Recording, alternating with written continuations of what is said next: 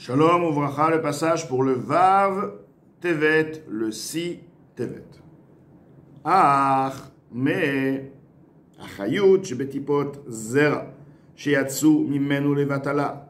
La vitalité se trouvant dans les gouttes de semences qui sont sorties de la personne en vain, c'est-à-dire sans avoir de relation. Av sheyarda venichala bishalosh klipot atmeot. Bien que la vitalité se trouvant dans ces gouttes de semences est descendue de niveau alors qu'elle se trouvait klipat noga. Maintenant, elle est descendue de niveau et elle est rentrée dans le domaine des trois impuretés, de trois écorces, donc des impuretés, comme on a dit, ce sont les impuretés totales. Arezo, celle-ci, par contre, Olam Isham, va pouvoir s'en sortir et s'élever de là-bas, donc du domaine des trois impuretés impures, totalement impures, force impure, Bichuva Nechona, lorsque la personne va faire une teshuva convenable, ou Bekavana Tsuma, et ceci accompagné d'une kavana, d'une attention puissante, Bekriyat Shema Shalamita, lorsqu'il va lire son schéma, son cri à la lecture du schéma, avant de dormir. Kenoda Me'arizal, comme il est connu du Arizal, ou Merumaz Bagmara, et ceci est aussi allusionné dans le Talmud, dans la Gemara, Kol Akore Kriyat Shema al-Mitato, toute personne qui lit le schéma, la lecture du schéma al-Mitato sur son lit, veut dire avant de se coucher, Keilu Ochez Cherev Sheleshte Piyot Chulu, c'est comme s'il tient dans ses mains une épée à double tranchant, donc dont la lame des deux côtés est tranchante, etc. La rogue Gufot Achitzonim, pour tuer les corps des extérieurs, donc des forces impures, donc des trois klipot meot, Shena sous les vouches, la chayut chez Batipot, qui sont devenus un habit pour la vitalité se trouvant dans ces gouttes-là, Veola chayut même. Alors, une fois qu'ils sont morts, la vitalité pourra se libérer, monter, s'élever d'eux, s'en sortir d'eux, Kayadou Aleyodechen, comme connu pour ceux qui connaissent la sagesse secrète. Donc là, nous, Azaken nous a expliqué que quoi? Effectivement, bien qu'il a été expliqué plus haut que les trois klipot meot ne vont jamais libérer une vitalité qui se trouve dans leur domaine, uniquement s'il y a une teshuva, mais avaraba, un amour puissant, où les averot se transforment en mitzvot. Tout de même, il y a un domaine où les trois klipot meot vont, pas qu'ils vont permettre, ne vont pas intercéder, bloquer l'élévation de la vitalité qu'ils ont intégrée en eux. Ceci, il s'agit de semences, les gouttes de semences en vain, c'est-à-dire qui n'ont pas été sortis par une relation. Alors, à partir de là, ce qui se passe, c'est que si la personne va faire une lecture de schéma, la lecture de schéma sera faite avec une grande puissance, une concentration puissante, bien sûr accompagnée de teshuva. Donc il faut la teshuva, une vraie teshuva. Non, pas une teshuva, mais avaraba, de par un grand amour. Comme on a dit que si c'est une teshuva, mais avaraba, donc c'est sûr, l'élévation sera faite sans doute. Donc il va pouvoir élever toute la vitalité des trois, se trouvant dans les trois klipot meot.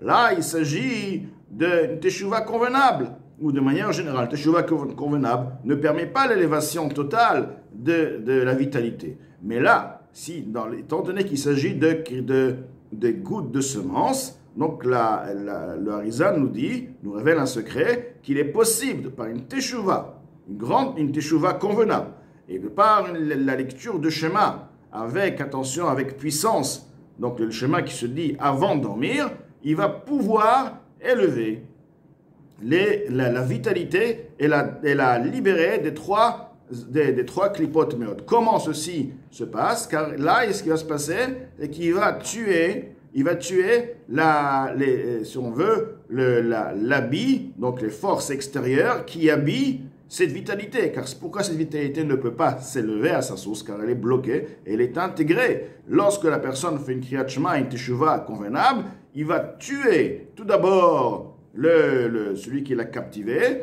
et une fois celui qui l'a captivé va être tué, les corps des chitzonim, des extérieurs qui sont habillés, n'auront plus donc de puissance pour pouvoir bloquer cette élévation, et donc la vitalité va rejoindre sa source dans la Kedusha. Velachen, et c'est pourquoi. Lo uskar avon zera levatala batorah. Bichlal biot asurot. Dans la Torah, il n'a pas été mentionné la gravité, enfin la faute de sortir des goûts de semences en vin, donc on parle bien qui sont sortis de la personne sans relation, dans le cadre des relations interdites. La Torah nous donne la liste de relations interdites, mais la Torah ne parle pas de l'interdiction dans cette liste-là, de l'interdiction de sortir des goûts de semences en vin. Pourquoi?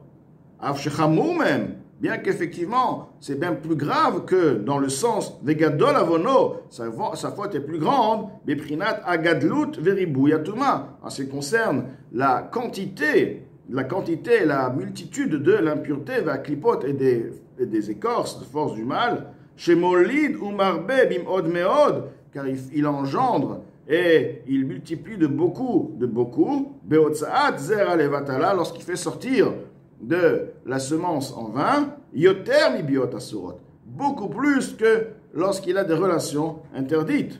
C'est-à-dire que, ce qui concerne la quantité de clipotes, de forces du mal, qui vont donc puiser cette vitalité, il y a plus donc de forces du mal, de clipotes, qui seront là de par les goûts de semences sans relation, que si ceci se fait par une relation. Donc, la question qui se pose, pourquoi la Torah n'a pas mentionné cette interdiction de semences en vin dans la liste, lorsqu'elle parle de l'interdiction de relations interdites?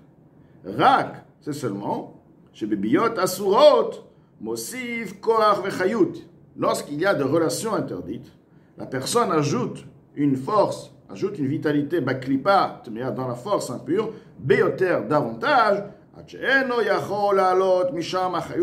au point que la personne ne pourra plus élever la vitalité de cette klipa, de cette force de mal, par la tchouva. Donc l'explication est que quoi? Que la Torah nous parle de relations qui ne peuvent pas être élevées à la Kedusha sans faire une grande teshuva me'ava. C'est pourquoi que la Torah n'a pas parlé de la sortie de semences en vin sans relation, parce que celle-ci est effectivement très grave, hein, et comme expliqué, donc elle va engendrer beaucoup plus, une plus grande armée, d'accord, de forces impures, mais étant donné qu'elle pourra s'élever à la Kedusha facilement, donc elle est caractérisée par un autre cadre, si on veut.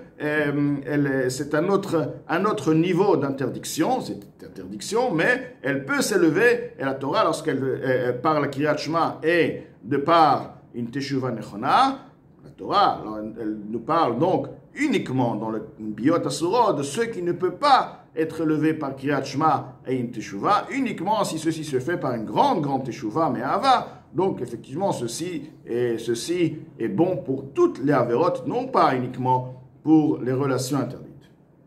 Maintenant, nous allons dans le Haga, dans la note, Admour Hazaken nous explique, Mipnei étant donné, Shnikleta beyesod nukva, car lorsqu'il y a une relation interdite, la vitalité a été interceptée, a été imprégnée dans la base de la femelle, des clipas de l'impureté. Mais Kabelet, qui perçoit, avec Colette, qui intègre en elle, Achayut, la vitalité, mais Akdusha, de la Kedusha, de la sainteté. Donc, de la même manière qu'il y a physiquement la personne a une relation avec une nuko, avec une femelle, donc spirituellement, la vitalité va être intégrée aussi dans la nukva, dans une femelle de l'impureté, une klipa femelle, et donc, à partir de là, ceci sera beaucoup plus difficile d'extraire cette vitalité, et il devra y avoir une teshuva, mais à avoir là-bas par grand amour, mais non pas, ce ne suffira pas la teshuva qui suffirait de par Kriyat Shema Shalamita et une bonne teshuva qui permettrait au goût de semence, de la vitalité se trouvant dans ces goûts de semence de s'élever à la Kedusha. Machéen Kemezer Alevatala, ce qui n'est pas ainsi, donc, en ce qui concerne les semences en vin, sans relation, She'en Sham Bechinat Nukva Deklipa. Là, il n'y a pas eu de relation, il n'y a pas donc de femelle de la force impure, de l'impureté. Rak, c'est uniquement chez Kochotea Vechayolotea, les forces de la femelle, l'armée de la femelle, Malbishim de la Klipa, Malbishim la Chayot. Eux, ils vont effectivement être habillés, ils vont habiller la vitalité chez Batipot, trouvant dans les gouttes, Kayadou Aliyodechen, comme connu pour ceux qui connaissent la sagesse secrète. Donc, nous avons compris que de la même manière que physiquement, il n'y a pas de Kabbalah, de collecte, d'imprégnation, d'intégration. Donc, c'est pourquoi ceci est beaucoup plus facile. Et là, nous revenons dans le Tanya. Et là, c'est Tshuva Me'ava Rabba. C'est uniquement si la personne va faire une teshuva de par grand amour, Kolkar tellement, jusqu'à ce que les prémédités lui deviennent comme des mérites. Donc là, effectivement, la personne pourra élever la vitalité, se trouvant même lorsqu'il y a eu des relations interdites. Suite à ce qui vient d'être dit, nous allons comprendre l'explication, la parole de nos maîtres de mémoire bénis.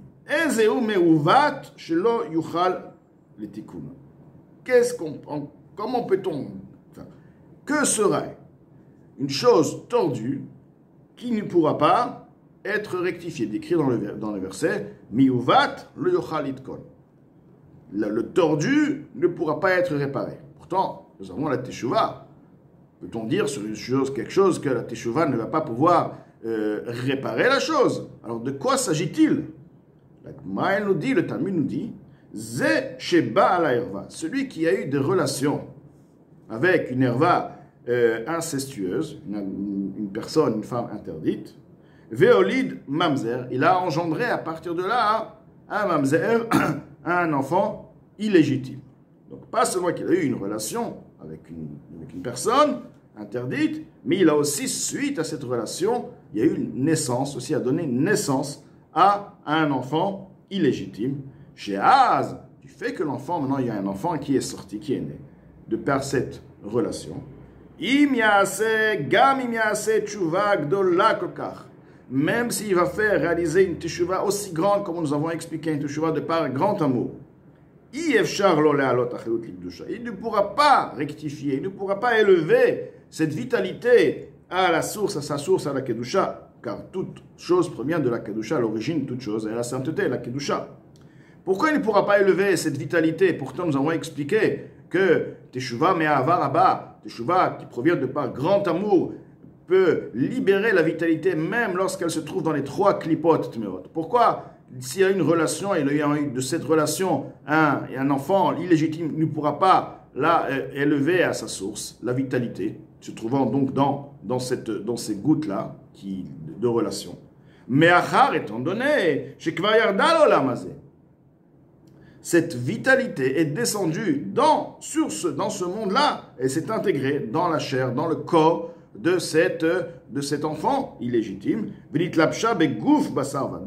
Elle s'est habillée dans dans un corps de chair et de sang. Lorsqu'on parle de toute vitalité qui s'intègre, qui est intégrée dans le domaine de l'impureté, des trois forces impures, oui, mais on parle maintenant, ça reste spirituel. Donc c'est spirituel, il est encore possible de par une grande teshuva, parce que c'est un corps, c'est une force impure, tout ceci est un corps spirituel, une force impure, une femelle spirituelle. Mais lorsque cette vitalité s'est intégrée dans un corps de chair et de sang, il faut maintenant libérer cette vitalité. Il est impossible de la libérer, de la faire remonter à sa source, car elle se trouve dans un corps de chair et de sang. Et ceci, c'est ce que le Chachamim nous disent. C'est pourquoi nos sages nous expliquent, disent que s'il y a eu un mamzer, s'il y a eu une naissance, à partir de là, on ne peut pas rectifier. Ce serait une teshuva. La personne, donc, effectivement, une grande teshuva, il sera pardonné, et on ne va pas lui mentionner ses fautes, etc. Mais il ne pourra pas, il va manquer de cette rectification, cette purification totale de cette vitalité, du temps qu'elle se trouve encore dans ce monde-là, ou dans ce corps de chair et de sang.